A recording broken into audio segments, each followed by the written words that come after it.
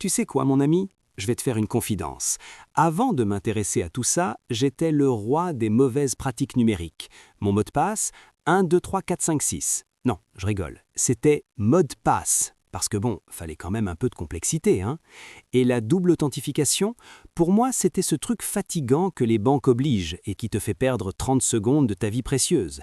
Eh bien, laisse-moi te dire que j'ai appris à mes dépens et aujourd'hui, je vais te partager 7 réflexes qui vont te protéger sans que tu aies besoin de devenir un geek en survêtement qui tape du code la nuit.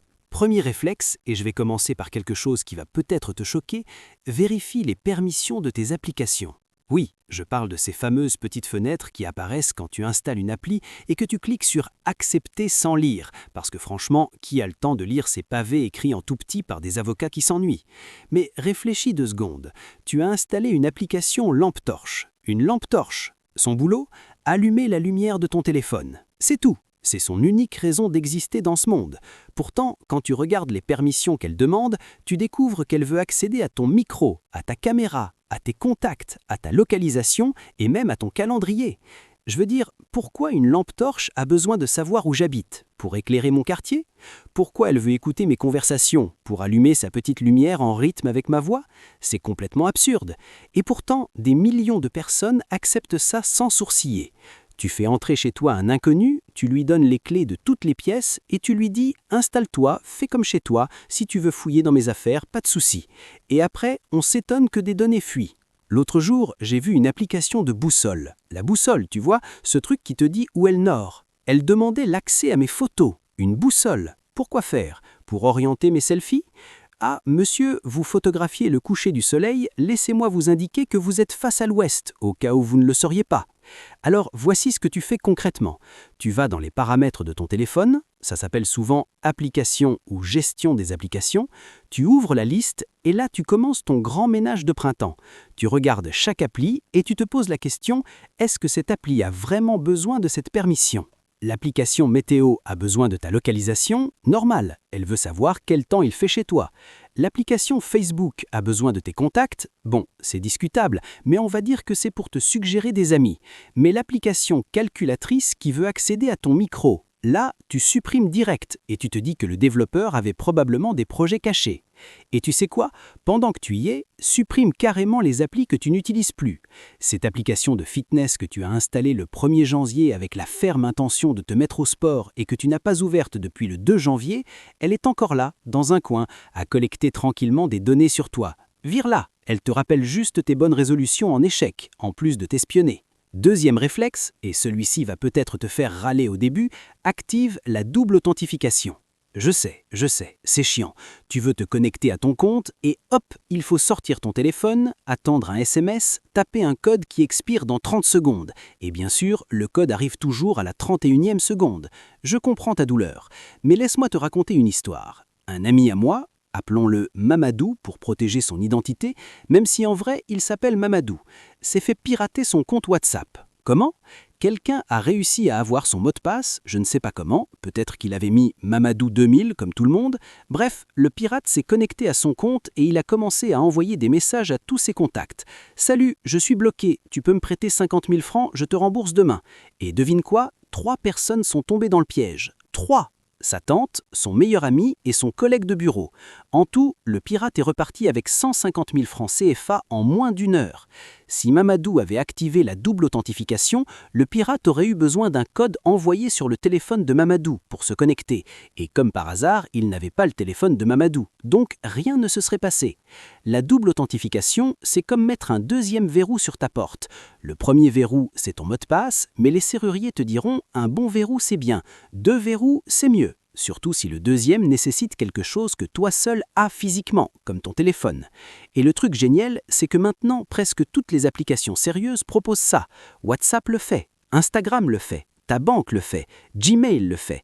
Donc active-le, partout. Ça te prendra 5 minutes pour tout paramétrer et après, tu dors tranquille. Et si vraiment tu veux monter en gamme, utilise une application d'authentification comme Google Authenticator ou Authy.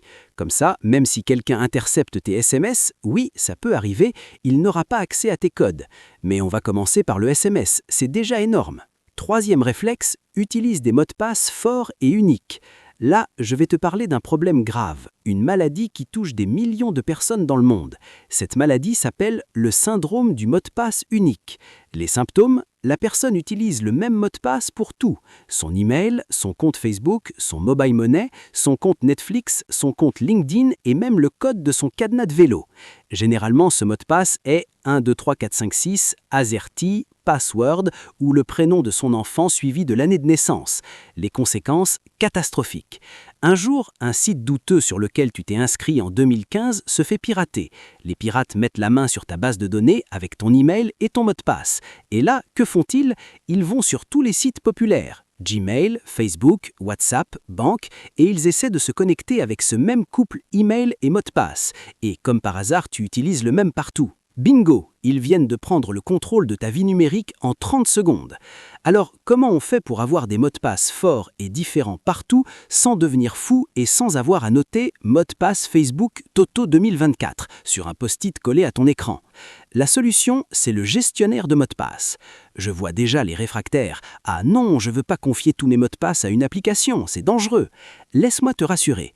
Un gestionnaire de mots de passe, c'est comme un coffre-fort. Tu mets tous tes bijoux dedans et tu fermes avec une clé.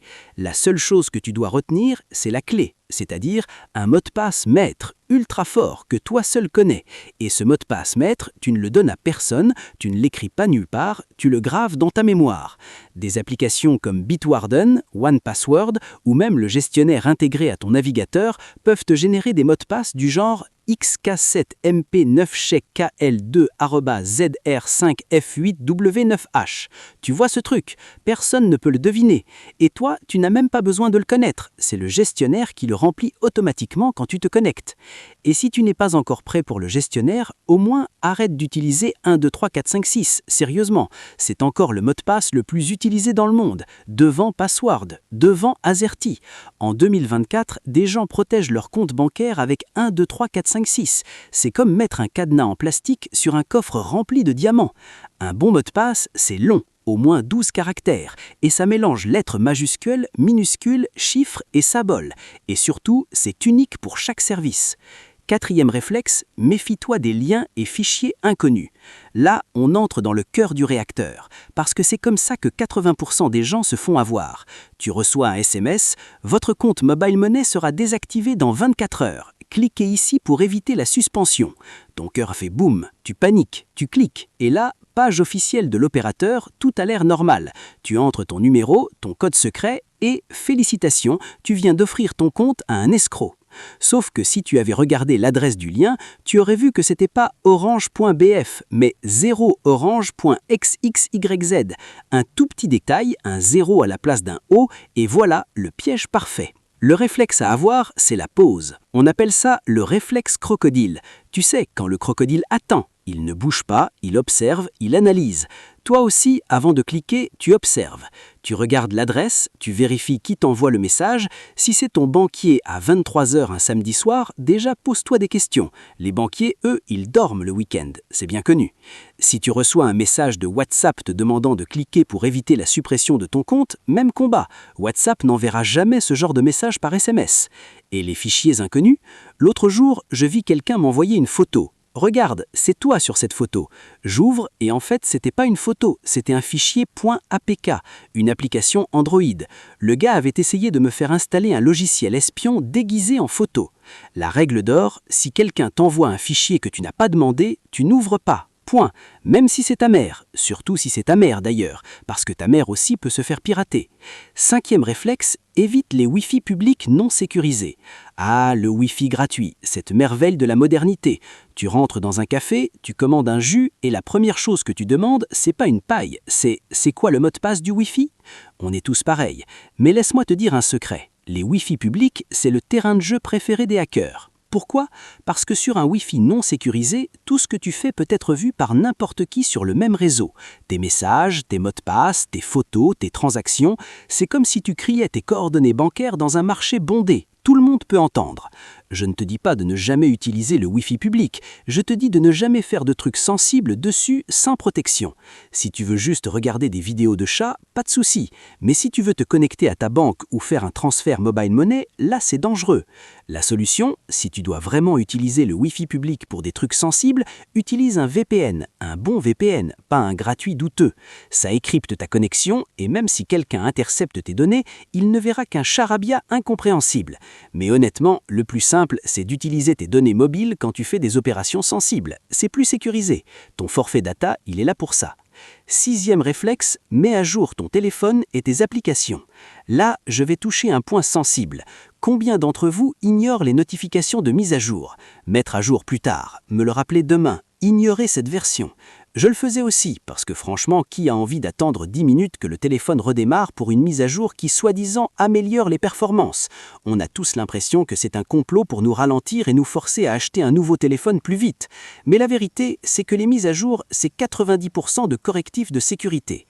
Des gens passent leur temps à chercher des failles dans les systèmes. Quand ils en trouvent une, ils préviennent les développeurs. Les développeurs créent un correctif, et ce correctif, il arrive dans une mise à jour.